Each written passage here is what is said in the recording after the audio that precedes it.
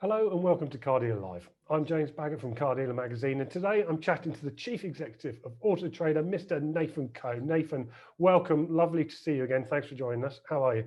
Thank you, James. I'm very well, thank you. Good to be with you again. Thank you very much. Well, we've got a lot to talk about. I mean, let's start off with this crazy time that we're seeing at the moment. I mean, used cars this year have just been absolutely bonkers, haven't they? We've been reporting on some really strange twists and turns, prices going up 30% according to Cap HPI this year. But last week we spoke to those valuations guys, and they reported that actually in October they're starting to see a little bit of a plateau when it comes to these prices, a bit of a seasonal dip. What are you seeing at Auto Trader? I mean, you obviously see first and foremost where people are at the top of that funnel searching. Are people still searching for those used cars, or is it starting to cool off a bit? Yeah, no, I think that's right. We are still, I mean, the short answer to your question is we are still seeing as strong a trends as what we've ever seen. That being said, there is a seasonal, we do typically see a slight seasonal softening in November and December, and we'd expect to see that again. But if you look at year on year, no matter which metrics we look at, ad views are still up, ad views per car are still up as high as they've been. Cars in October selling 11% quicker than they were 2 years ago, back in a more normal market. And I think that strong demand combined with what we know to be a tighter supply is still translating, we think, into very, very strong retail price growth, which is obviously what's underpinned a lot of the strong trading conditions that we've seen with retailers. I mean, we have October up just under 26% year on year, which I would have never, ever predicted I would say that in an interview with you, not at any point in the past 13 years. And I imagine most retailers would say I would have never predicted that in the 40 years they've been in the industry. It is crazy, but that underlying levels of consumer confidence, saving 1.5 million transactions that didn't happen in 2020 that are still probably going to come through the system, along with a supply challenge on new cars, which flows into used cars that, no one that I'm speaking to seems to have the answer on when that gets resolved. So it's likely to be, it's not in the next few months. All says to us that actually these strong conditions are going to be around with us for some time to come. Nathan, when you're talking to people who are slightly outside of the industry, I mean, especially in the city, I mean, do people understand what's happening with the used car market? Do they believe you when you say that these used cars are actually going up at these sorts of record amounts?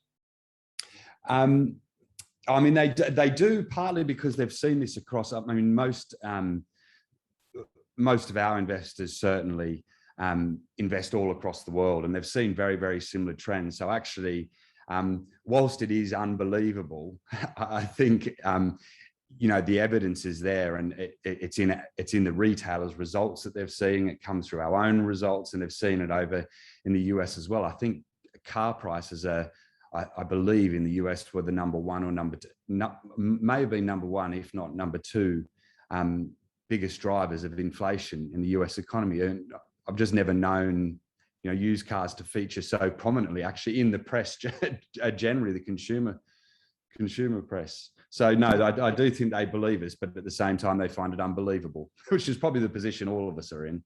Yeah, but people certainly don't believe me when I tell them their car's probably worth 30% more than it was at the start of this year. But what do you think about these dramatic used car price increases we've seen? You mentioned just a moment ago you think it is going to continue. I'm going to ask you to kind of have a bit of a bet on how long do you think it is going to go on for? Yeah, it's a really hard one.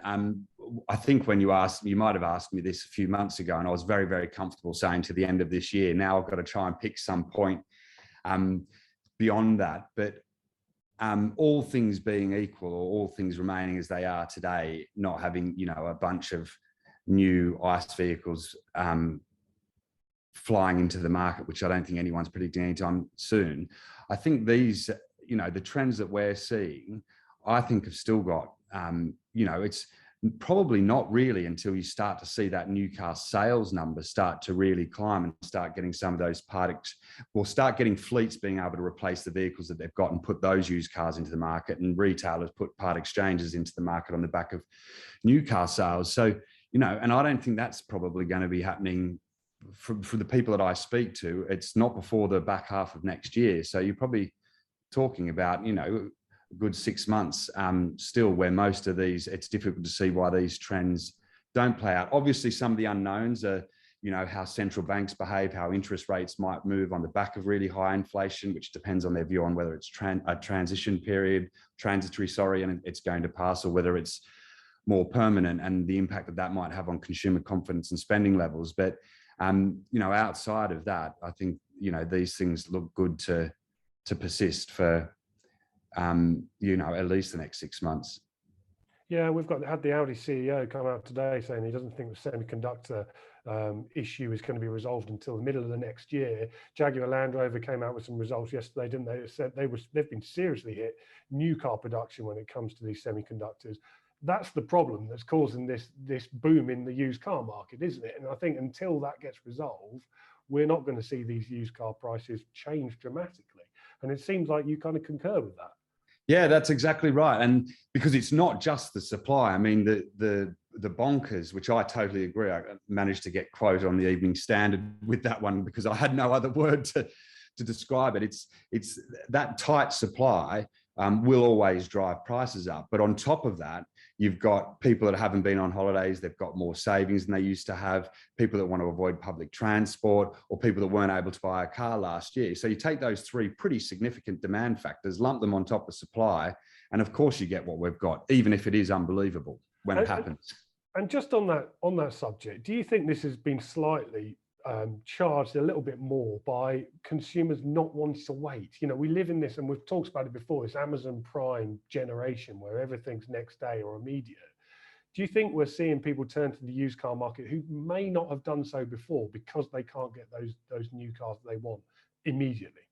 Yeah, I think almost unquestionably you have that. I mean, interestingly, we have last time I checked, and the numbers no doubt moved on, but you'll get the point. We had 1,000 make model derivatives where the used vehicle is selling for more than the new car, which I think kind of pretty much demonstrates that, yes, that I think there's a lot of people that are saying, actually, if I can't get a new car, I still need to change my car. And we know a lot of, some of the big reasons people change their cars are a change in life circumstances. You can't put those, they typically happen to us, don't they? You can't, well, sometimes you can plan for them, but very often you can't plan for them. So either way, you need a vehicle because it's just so fundamental to the lives that we live. And at the moment, the obvious choice is to go used and make sure you can get, it. And that's playing through to the prices that we're seeing. And what are you seeing when it comes to the dealers? I mean, what are the good guys doing that's absolutely great at the moment? Because there's a lot of challenges, isn't there? But what are you seeing from your side, from those good dealers that are really making a success of this situation? Yeah, I mean, we always see across our whole customer base, it's always a bit of a bell curve, isn't it? And you do have some that are outstanding, you have some that are having an average time of it, and you have some that are having a tough time. I do think most people would say these are some of the best trading conditions that we've ever seen in the industry. So now is the time to, make a good fist of it and get things right. I mean, I think the really good retailers probably do 100 things well. That's the nature of the job. Is so difficult because there are 100 things to do, and doing them all well is incredibly difficult to stay on top of. But if I was to pick kind of three big things that I think really distinguish people materially, one is really obvious, and your readers and listeners won't be surprised that I say this, but I just think at no point in history has this ever been more true, that the really good retailers are running their businesses and their pricing not on their gut feel. They're running it on data. They're, of course, overlaying their brain and their experience and their knowledge of individual vehicles, but your knowledge and experience can't move in days like it's happening at the moment. So the really, really good retailers and some of the most progressive are actually getting to the point where they're willing to centralize and automate a lot of their pricing based on data. Now, that doesn't mean that they don't kind of exception report and go through it in the detail, because retail is detail. But they'll let kind of data drive a lot of what their pricing is doing on a daily basis. And of course, at no time has that been more critical or a more important thing to do to be a good retailer, because you can put your prices up, which is not normally the decision that you're making. You're normally trading off depreciation versus discounts. The second thing that they're doing is the really good retailers are getting on this foundational journey. Sorry, the lights just turned off. Are getting on really building the foundations for digital retailing, which hopefully we'll get a chance to speak about later. But that's everything from the basics of the data used to describe your stock, how it looks on site, how often it's updated, whether the cars are actually available or whether there's a lag, and what experience the consumer has when they come in to look at that car, right through to getting the foundations right up to starting to look up with people like us and on their own websites, looking at how they might provide a fully transparent online journey. So for their consumers that want to do more of the journey online, or even indeed all of the journey online, that they can do that on their website. And there's none of this hiding, not wanting to provide the full finance prop until you've had a phone conversation. They're kind of getting over all those things. And then the third one won't come as a surprise to you. But the really good retailers are thinking really hard and hustling on how they source vehicles, because if you're, say, particularly a franchise retailer, but this is true for independent retailers as well, it's much more acute for franchise retailers. If you start not getting those part exchanges coming in on new cars, you need to pretty quickly learn to fill a hole that you've never had to fill before. And the really good retailers, I think, are going after that really aggressively, and that whether that's using data to identify the cars they should be getting, through to using data to price those cars. Probably most important is working out where can you get those cars, and do you have to go to the same place as everyone else, like the auctions, to compete for cars, or are you able to find different routes of supply due to your scale or the way that where you're dealing, or the sorts of stock that you deal in? Yeah, it comes from the top as well, doesn't it? Robert Forrester was telling us in a recent interview that he's been out buying cars that he's seen. Oh, right. Well, I mean, it is a perfect example. I'd expect nothing less of Robert, but same here. Interestingly, I just want to pick up on one of those points that you just made. It's about this dynamic pricing. I think that's pretty amazing, really. Are we going to get to a point, you think, where dealers are going to be setting up their businesses on pricing those cars a bit like hotels and flights, where they fluctuate depending on those demand, and letting people such as yourselves push those prices up and down depending on what the market is doing at that point in time? Yeah, I think I know retailers that do that today. Now, they don't just take what Auto Trader says as kind of the law and just apply that. Some of the very best retailers that I know basically will take a lot of our pricing data. They take a lot of their own pricing data as well, if they've got enough volume of that. And the way I think of it is they almost have a dial, and they'll set their targets for what volume they want to achieve each month and what stock turn, which at the moment obviously is quite an interesting question, because you can turn your cars perhaps too quickly now if you can't replace them quick enough. But they'll work out where they want to be based on their stock turn target and their gross margin targets, and actually they'll just adjust the pricing to achieve that target. So they might start moving they might ordinarily be at 98% of Auto Trader. Actually, if they're running a little bit ahead, then they might take a bit more margin and they'll move up to 99% of Auto Trader, which will slow their sales rate down, but increase their margin. So I know retailers that are doing that today. Now, it's not necessarily a lot, and all of that is pretty much as automated as I've made it sound. So yes, I do, and that works very well for them. They do great in terms of stock turn. They do great in terms of market share, and their net margin is very, very strong, much higher than the 1% that we often talk about. So that makes me think that, yes, you will presumably be logical for more people to do that. Yeah, I mean, it sounds incredible. I mean, it certainly sounds like the future too. We're obviously in a bit of a transition phase. Well, we always seem to be actually in the automotive industry in a transition phase. What are you guys doing to help dealers at the moment to cope with this? I mean, you're a tech company. I mean, there must be some tech solutions to help dealers at the moment. Yeah, I think that's right. I mean, we are in a transition period, and it's difficult in some ways because retailers are really, really busy. And in most cases, retailers are also making a lot of money. So sometimes that latter thing it's probably the most important time for retailers to change, but actually in some ways it might be the easiest time to not change, which does impact us. But regardless of that, we are still pushing on. Probably the thing that we're focusing on right at the moment is the very basic foundations of digital retailing, which is Auto Trader Connect is the way that we speak about it. You can think of that as that's the way to connect into Auto Trader and get both your stock updated real time on Auto Trader and on every other platform, but more importantly, or as importantly, be embellished with all the data that we've built up over time around spec and vehicle detail, because we do see there's probably 45% of cars on Auto Trader that actually don't have the right spec on them, aren't necessarily described accurately. Now, you might think, oh, well, so what, a few words are wrong. Well, actually, there's two things that leads to. One, a disappointed consumer very often and a sale that doesn't work. But more importantly, if we just kind of go back to the point that I made around pricing, those pricing algorithms, and make no mistake, our pricing algorithms are based on a mix of stated, automated spec and spec added by retailers. Now, we've invested a lot of money in making sure that that spec is very as accurate as we can be, right the way through to integrating with the build data of manufacturers in many cases. So actually, if you don't have the right vehicle descriptions and you've got automated pricing, or even just got pricing flags on Auto Trader, which I know has been a regular question from some of your users, well, you just run into real trouble then, actually, in terms of just missing absolute profit, as well as, you know, double keying and inefficiencies and errors that can come along with more manual processes.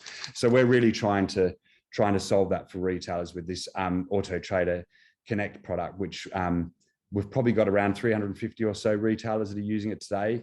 We've seen that they're getting good benefits in terms of efficiency, in terms of price realized, in terms of valuation accuracy. So it's something that we're very keen to make available to all our retailers.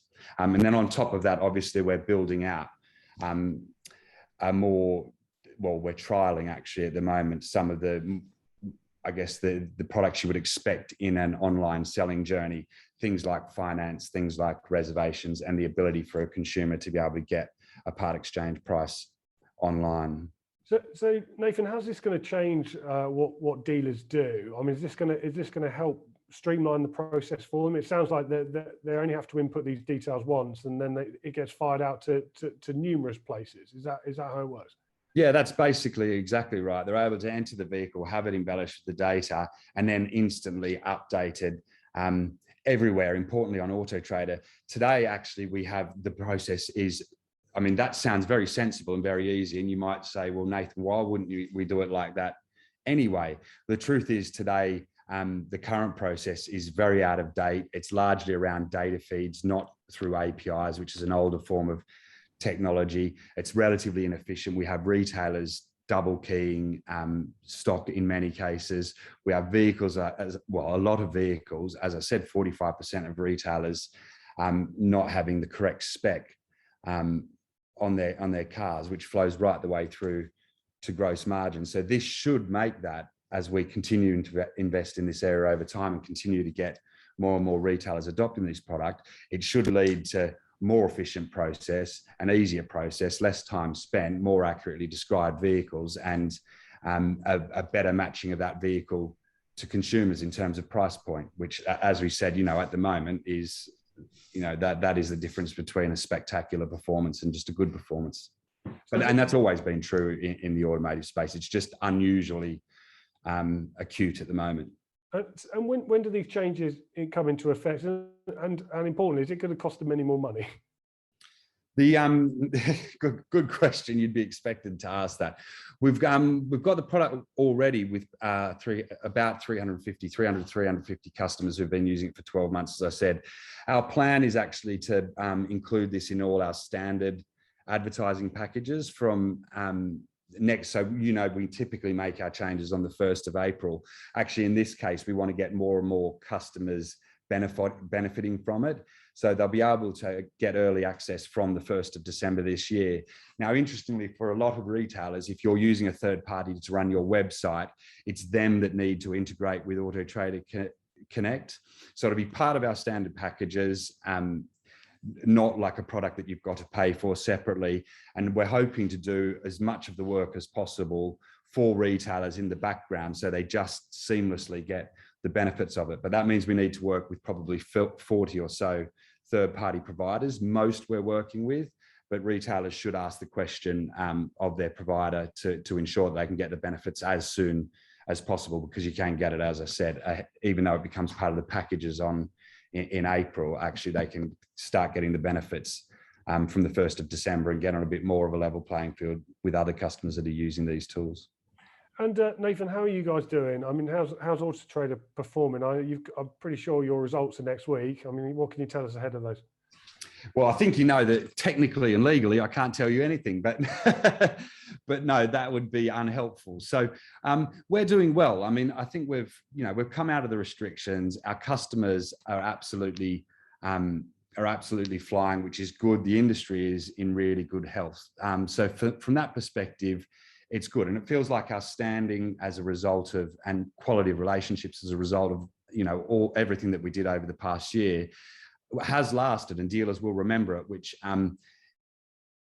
is a big kind of few for me, because it was a big decision to make at the time. And, I'm glad to see that actually it does feel like dealers are very good partners when it comes to these things, and will respect what we did. That being said, these conditions that we've got right at the moment aren't actually particularly helpful for Auto Trader. If you think our business model is basically the more cars that are on Auto Trader, the more the business model generates revenue. So when you get less supply combined with a really quick stock turn, actually that's pretty much the opposite scenario to what we want. Now we accept it because it is good for our customers, but it is actually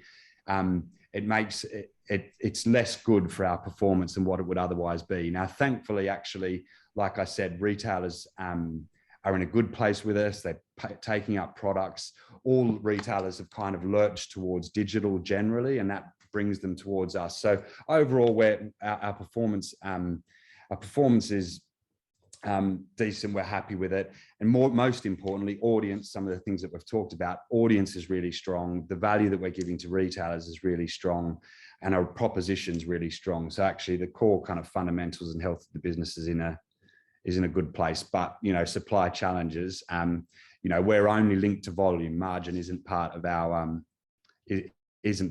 kind of P&L, if you like. And that's been the bit that's really, really performed for retailers. And you did touch on it there, but I do think Auto Trader really should be congratulated on what you did do for dealers during the pandemic. I know that must have been some tough calls, but we've certainly heard it from feedback from the people we talked to, and we've seen it in the Car Dealer Power results of the survey. The dealers really, really did appreciate the support that you guys did give them. So congratulations to you and the team on that front while we're talking about it. But just before we go, Nathan, I'd just like to ask you, well, what do you think is going to be the biggest issue for dealers going forward now? I mean, we've talked about many things here.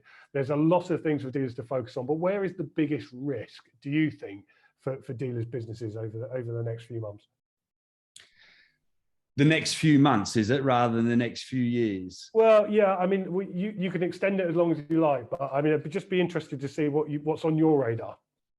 Yeah, I think, I actually think the next few months, we have pretty reasonable visibility, actually. And I think what needs to be done, the real basics of retailing, getting the vehicle descriptions right, making sure vehicles are properly described so you can value them properly and then price them properly, and doing all those basic things really, really well, I think is probably the key to the next few months. As we said at the start, I know there's a lot of people talking about, potential softening and dropping off, and you've got the trade market here and the retail market, which both has different observations, but also different opinions as well. And I think you need to be careful that, one's not the clear leader of the other, if that makes sense. But if you're going to fall back on something, you want to fall back on consumer demand. So I don't think there's a lot to worry about there. I think most of the things that are really on my radar are a little bit longer term than that. And that's, you have good online retailers out there now. Many, I'm sure you've spoken about on your show. These operators, whether it's the specific ones, but as a general group, they are not going away, and the experience that they're offering to consumers is good. It's good, and they're good at the basics of digital retailing and retailing as well. And I think, so that's probably one bucket. Retailers, I do think, will find these retailers stretching the geographic, or breaking down the geographic boundaries that have historically kind of defined automotive retailing. And, you know, you will find these players selling in your backyard, if you like, or right next to your forecourt. And that means you all of a sudden do need to provide an experience where people can do more of the process online. Otherwise, they'll just go somewhere else where they can, and where obviously as Auto Trader, trying to help that be a reality. But two, you need to, you know, all of a sudden you're competing with an experience that's going to feel very customer centric. They sort out issues quickly. They've got promises around the condition of the car, the availability of the car. You know, it just does change the playing field quite dramatically. And I think that snowball's now started, actually. And I think if you think our business, we're in partnership with retailers, we're going to provide a lot of the ability, both the brand and the technology, for them to be able to do it. But they need to have the kind of the desire to change. And I think we want them to be successful, but at the same time, we do see, well, you know, there is going to be some risk to, you know, our average customer that has a forecourt with maybe 35 to 40 cars on it. That's a big change for them to come to terms with, even though we're here to make it easy. You know, it's still something that we've got to watch to make sure that the industry stays as kind of, if you like, as big and as varied and diverse as it is today in the future. Interesting. Thank you very much, Nathan. Fascinating as always to chat to you. Good luck with the rollout of this new product for dealers, and we look forward to seeing your results next week. Thanks, James. Great to talk. Good to see you. So thank you. Thank you very much to Nathan there for joining us. For more car dealer lives like this one, you can log on to cardealermagazine.co.uk and click on the live tab at the top of the page. I'll see you next time. Thanks for joining us. Goodbye.